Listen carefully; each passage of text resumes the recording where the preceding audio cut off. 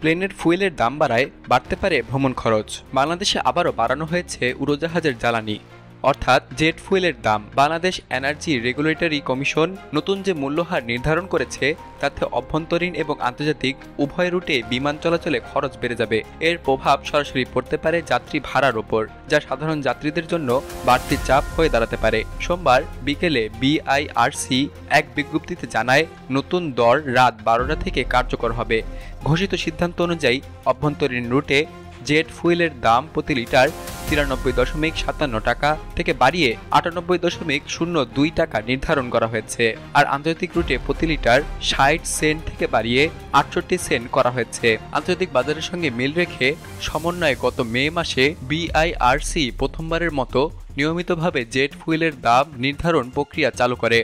তখন বলা হয়েছিল, প্রতি মাসে আন্তর্জাতিক বাজারের দামের সঙ্গে মিল রেখে দেশে জেট ফুয়েলের মূল্য সমন্বয় করা হবে। দাম বাড়লে বাংলাদেশও বাড়বে, আর কমলে কমবে। এর আগে বাংলাদেশ পেট্রোলিয়াম কর্পোরেশন বিপিসি নিজস্ব বিবেচনায় সময়ে সময়ে ফুয়েলের দাম নির্ধারণ করত। 2024 সালের মে মাসে দাম সমন্বয়ের সময় অভ্যন্তরীণ রুটে লিটার প্রতি জেট ফুয়েলের দাম 111 টাকা থেকে কমিয়ে 93.57 টাকা করা হয়েছিল।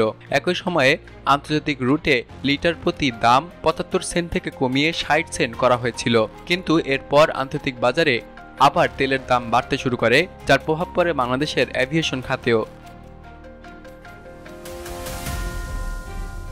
এয়ারলাইন্সগুলো কি বলছে?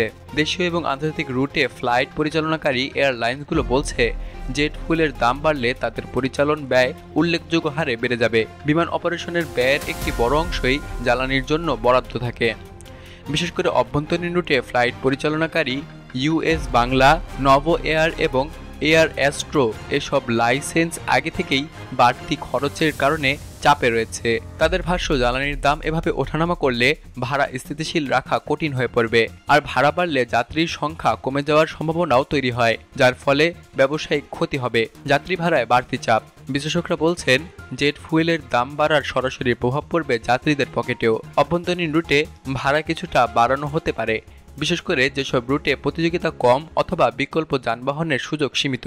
অতীতে দেখা গেছে, ফুয়েল দামের পরিবর্তনের সঙ্গে সঙ্গে বিমান ভাড়া প্রতি ফ্লাইটে 200 থেকে 500 টাকা পর্যন্ত বেড়ে যায়। এই মূল্যবৃদ্ধির প্রভাব পড়তে পারে পর্যটন খাতেও। কক্সবাজার, সৈয়দপুর, চট্টগ্রাম অথবা সিলেটের মতো জনপ্রিয় গন্তব্যে বিমান ভাড়া বাড়লে অভ্যন্তরীণ পর্যটকের সংখ্যা হ্রাস পেতে পারে বলে মনে করছেন পর্যটক বিশ্লেষকরা।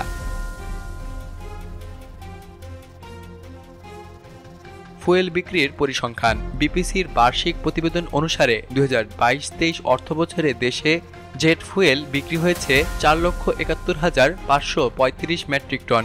পরবর্তী অর্থবছর 2023-24 সালে তা বেড়ে দাঁড়িয়েছিল 5,41,033 মেট্রিক টনে। মাত্র এক বছরের ব্যবধানে এই খাতে প্রায় 15% চাহিদা বেড়েছিল, যা এভিয়েশন খাতের দ্রুত বিকাশ ইঙ্গিত দেয়। বিশেষজ্ঞদের মতে এই বৃদ্ধির পেছনে অন্যতম কারণ ছিল নতুন এয়ারলাইন্সের আবির্ভাব, অভ্যন্তরীণ ভ্রমণকারীর সংখ্যা বৃদ্ধি এবং কর্মজীবীদের দ্রুত যাতায়াতের প্রয়োজন। তবে একই সঙ্গে এটাও সত্য যে জেট ফুয়েলের মূল্যবৃদ্ধি এই প্রবৃদ্ধিকে ধীর করে দিতে পারে।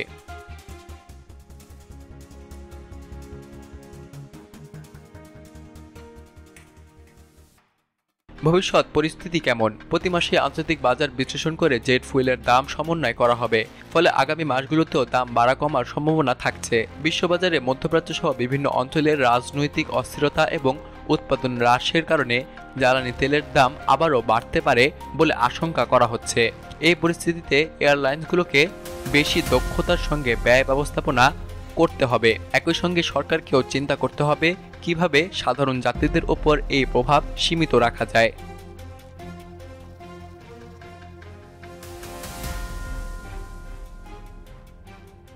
সকল প্রকার খবর জানতে এখনই সাবস্ক্রাইব করে রাখুন আমাদের চ্যানেল বাংলাদেশ কণ্ঠে।